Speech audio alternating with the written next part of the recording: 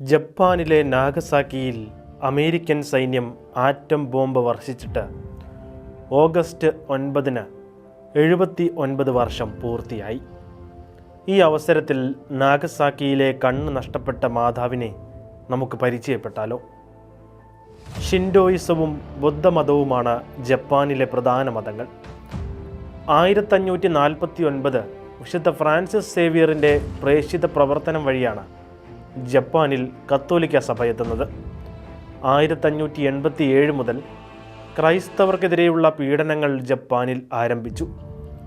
17-ാം നൂറ്റാണ്ടിൻ്റെ ആരംഭത്തിൽ ക്രിസ്തുമതത്തെ ഔദ്യോഗികമായി നിരോധിച്ചു.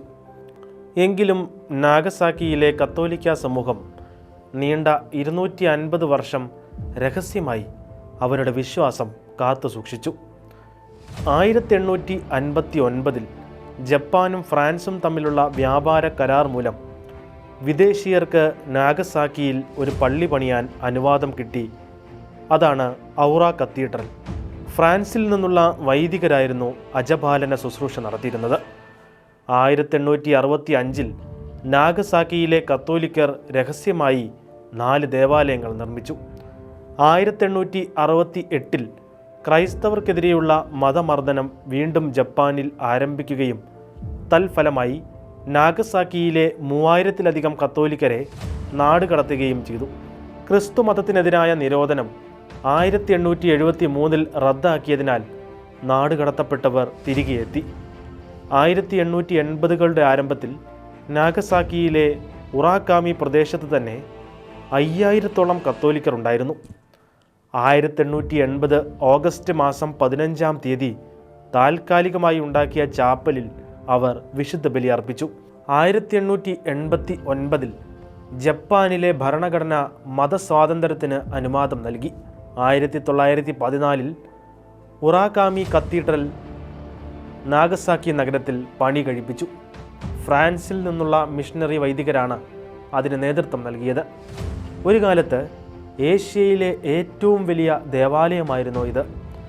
3 വർഷങ്ങൾക്ക് ശേഷം പള്ളിക്കകത്ത് തടികൊണ്ട് അൾത്താരയുടെ ഭാഗം നവീകരിച്ചു. തടികൊണ്ടുള്ള പരിശുദ്ധ കന്യകാമറിയത്തിൻ്റെ ഒരു തിരുസ്വരൂപമായിരുന്നു അതിൻ്റെ ഏറ്റവും വലിയ സവിശേഷത. 1945 ഓഗസ്റ്റ് 9-ന് രാവിലെ 11:02 അമേരിക്കൻ സൈന്യം 2ാമത്തെ ആറ്റം ബോംബ് നാഗസാക്കി നഗരത്തിൽ വർഷിച്ചു. 100,000-ലധികം ജനങ്ങൾ തൽക്ഷണം മരണമടഞ്ഞു. ഉറാഗാമി താഴ്വരയുടെ 500 മീറ്റർ പരിധിയിലാണ് ബോംബ് പതിച്ചത്. പരിശുദ്ധ മറിയത്തിൻ്റെ സ്വർഗാരോപണ തിരുനാളിനൊരുക്കമായി വിശ്വാസികൾ കുംഭസാരത്തിനെത്തിയ സമയമായിരുന്നു. ബോംബ് സ്ഫോടനം നടക്കുമ്പോൾ ദേവാലയത്തിലുണ്ടായിരുന്ന 24 വിശ്വാസികളും 2 വൈദികരും തൽക്ഷണം മരിച്ചു. ദേവാലയം പൂർണ്ണമായും കത്തി നശിച്ചു. ഉറാഗാമി ഇടവകയിലെ 12,000 വിശ്വാസികളിൽ 8,500 പേർ ആ ദിനം തന്നെ മരണത്തിന് കീഴടങ്ങി. ജപ്പാൻ കീഴടങ്ങി. 2ാം ലോക മഹായുദ്ധം അവസാനിച്ചു.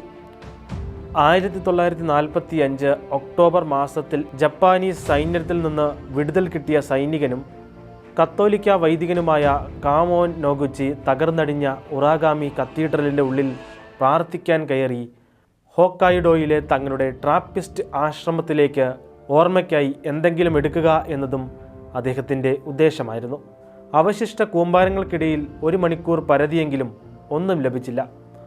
അവശനായി തകർന്നടിഞ്ഞ ദേവാലയത്തിൻ്റെ ഒരു കോണിലിരിക്കുമ്പോൾ അവശിഷ്ട കൂമ്പാരങ്ങൾക്കിടയിൽ ഒരു മാതാവിൻ്റെ രൂപം കിടക്കുന്നത് കണ്ടു. നൊഗുച്ചി വേഗം തന്നെ രൂപമെടുത്ത് പൊടി തട്ടിക്കളഞ്ഞപ്പോൾ ആ മാതൃരൂപത്തിൻ്റെ കണ്ണുകൾ നഷ്ടപ്പെട്ടതായി കണ്ടെത്തി. വർദ്ധിച്ച ഉത്സാഹത്തോടെ അദ്ദേഹം തൻ്റെ ആശ്രമത്തിലേക്ക് അത് കൊണ്ടുപോയി. കണ്ണുകൾ നഷ്ടപ്പെട്ട ആ മാതാവിൻ്റെ തടികൊണ്ടുള്ള രൂപം നോഗുച്ചി അച്ഛൻ പിന്നീടുള്ള 30 വർഷം തങ്ങളുടെ ആശ്രമത്തിൽ സൂക്ഷിച്ചു. 1975 ഓഗസ്റ്റ് മാസത്തിൽ നോഗുച്ചി മാതൃ തിരുസ്വരൂപം തിരികെ നൽകാനായി നാഗസാക്കിയിലേക്ക് പോയി. അവിടെ യാക്കിച്ചി കറ്റോഗ എന്ന പ്രൊഫസർക്ക് മാതാവിൻ്റെ രൂപം കൈമാറി. തുടർന്നുള്ള 15 വർഷങ്ങൾ നാഗസാക്കിയല്ല, യൂൺഷിൻ വനിതാ കോളേജിലായിരുന്നു ഈ വിശിഷ്ട രൂപത്തിൻ്റെ സ്ഥാനം. 1990 ഉറാഗാമി ദേവാലയത്തിലെ മുഖ്യ പുരോഹിതൻ ദേവാലയത്തിൻ്റെ ചരിത്രത്തെപ്പറ്റി ഒരു ലേഖനം തയ്യാറാക്കി.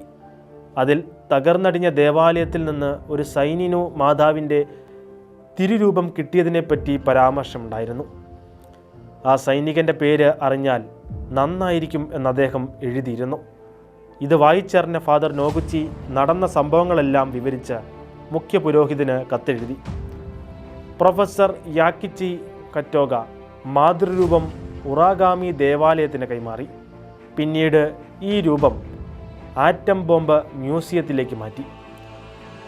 1998 ഓഗസ്റ്റ് മാസത്തിൽ യാസുഷിഗോ സാദ നാഗസാക്കിയിലെ മാതാവിൻ്റെ കഥ വായിച്ചറിഞ്ഞ് നാഗസാക്കിയിലെത്തി. ആറ്റം ബോംബ് മ്യൂസിയത്തിൽ കണ്ടെത്തിയ തിരുസ്വരൂപം ഒരു കേവലം കാഴ്ചവസ്തു മാത്രമല്ല, അതൊരു തിരുശേഷിപ്പായതിനാൽ അൾത്താരയിൽ പ്രതിഷ്ഠിക്കേണ്ടതുമാണെന്ന് സാദയ്ക്ക് ബോധ്യമായി. അതിനായി അദ്ദേഹം പല ശ്രമങ്ങളും നടത്തി. അവസാനം 2000 ആണ്ടിലെ ഈസ്റ്റർ ദിനത്തിൽ മരിയൻ മാസമായ മെയ് മാസത്തിൽ മാതാവിനെ ഉറാഗാമി കത്തീഡ്രലിൽ പ്രതിഷ്ഠിക്കാമെന്ന് സാത്തായിക്ക് ഉറപ്പ് കിട്ടി.